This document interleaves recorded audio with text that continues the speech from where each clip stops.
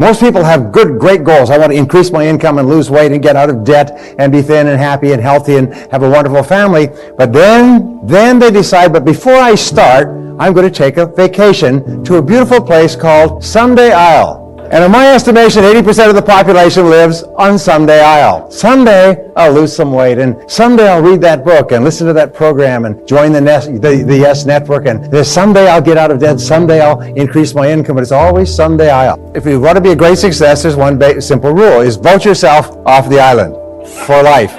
If you decide you're going to do something, do it. You know, they've done dozens and dozens of studies over the years. They find that there's one major difference between successful people and unsuccessful people. Successful people launch. They start. They get on with it. They just do it. Unsuccessful people get the same ideas and the same information, but they've always got an excuse for not starting. When I was a young man, I had a revelation that changed my life. I had read articles and sometimes books on time management over the years and made some lists and set some priorities and things like that. And I always felt, however, that my life was the sun, and that all the different factors of my life were like planets that orbited around my life. And whether that was physical fitness or socializing or work or time management, they were all planets in orbit.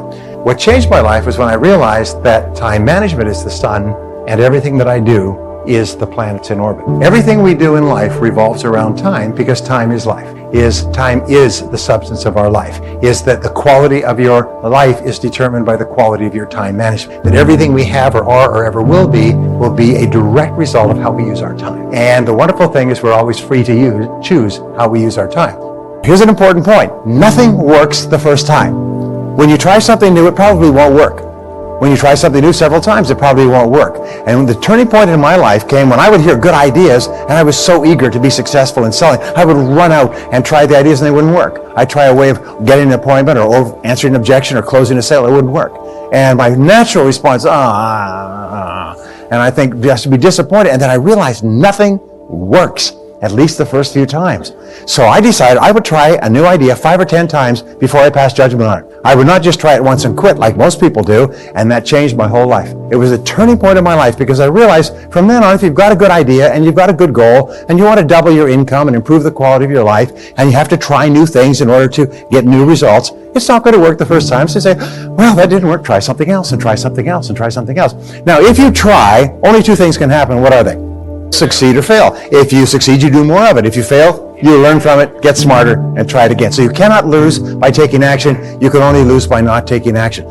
I think that the ability to focus and concentration are the 2 keys to success in life. That the ability to focus clearly and know exactly what it is you want to accomplish, and the ability to concentrate single-mindedly on accomplishing that one thing without diversion or distraction are the keys to success. It's the number 1 key to effectiveness, is to be able to sit down and look at your work and use the 80-20 rule. Say to yourself, which is the 20% of the number of things that I have to do that account for 80% of the value of my work? And always work on the top 20%. You see, in life, there's never enough time to do everything, but there's always enough time to do the important things. Instead of doing what is fun and easy, which is what most people do, you know what they do? They make a list of everything they have to do, and then they start at the bottom of the list and they work on the irrelevant things. At the end of the day, they haven't got anything done. Successful people, peak performers, concentrate on the top items. And remember, anything other than working on the top items on your list is a waste of your time. And time management is not just time management is life management. You can do anything you want with your life if you will manage your time properly. We all have the same 24 hours a day, and the ability to concentrate, to discipline yourself, to use willpower and perseverance to concentrate on one thing at a time is a quality of all success. Nothing great has ever been accomplished without the ability to concentrate single-mindedly on one thing at a time. Always concentrate on the best use of your time. Here is my favorite time management question. It's simply this.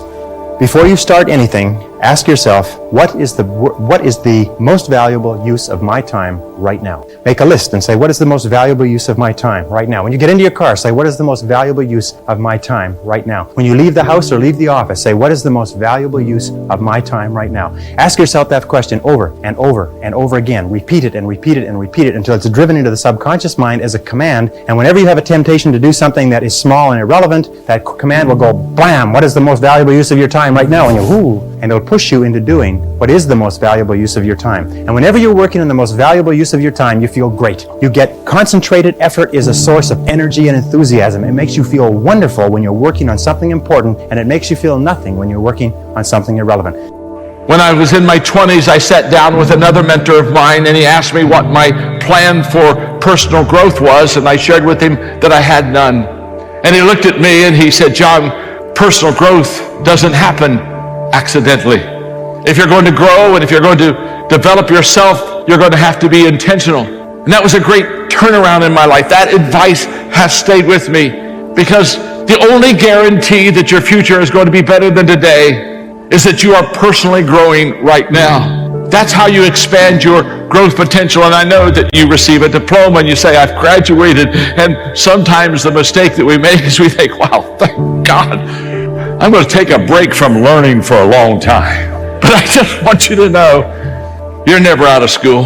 You're never out of school. Trust me, every day as you learn, listen, grow, ask questions, what happens is you begin to expand your growth potential. I referred to my father a moment ago. My father literally worked full-time up through his 95th year. He sat across the table a couple of years ago from me after we were having lunch at the age of 96, and he said to me, son, look at me. He said, I've been praying about this. I've been thinking about it. Now get the picture, he's 96. He said, I think my greatest days are still ahead of me. And if you will and lay out all this stuff, take a million pictures himself, and then leave. They didn't do any workout whatsoever. That's the bullshit social media, when filters on pictures. And so people compare themselves to not other humans, they compare to people others' bullshit story. And that's why so many people get depressed when I'm sure you've seen the studies show the more time people spend on social media, usually the greater levels of frustration and anger and certainly depression for a lot of people have. Because you're comparing a world that doesn't matter, plus you're being reinforced by these algorithms in ways that go beyond your conscious awareness. Well, what happens to a muscle if you don't use it? We say you lose it, you don't actually lose it, but it gets weaker and weaker, as you well know, right? And what happens the minute you start making demands on it, especially if you haven't made demands in a while, it doesn't take much to see real muscle growth, right?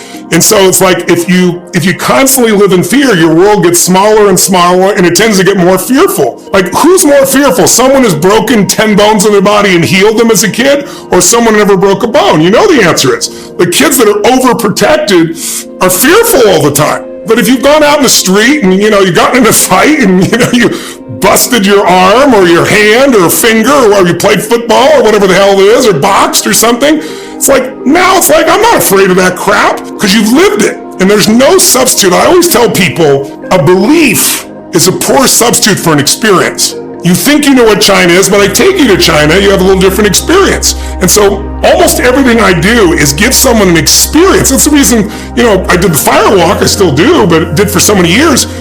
Before that, I used to do skydiving, but it's hard to get 15,000 people above the sky in New York in the middle of the night. So I had to come up with other tools, but the fire walk was, again, giving you an experience of something that seemed difficult or impossible, and then you get yourself to do it, and your brain goes, wait a second, if I can do that, what else can I get myself to do?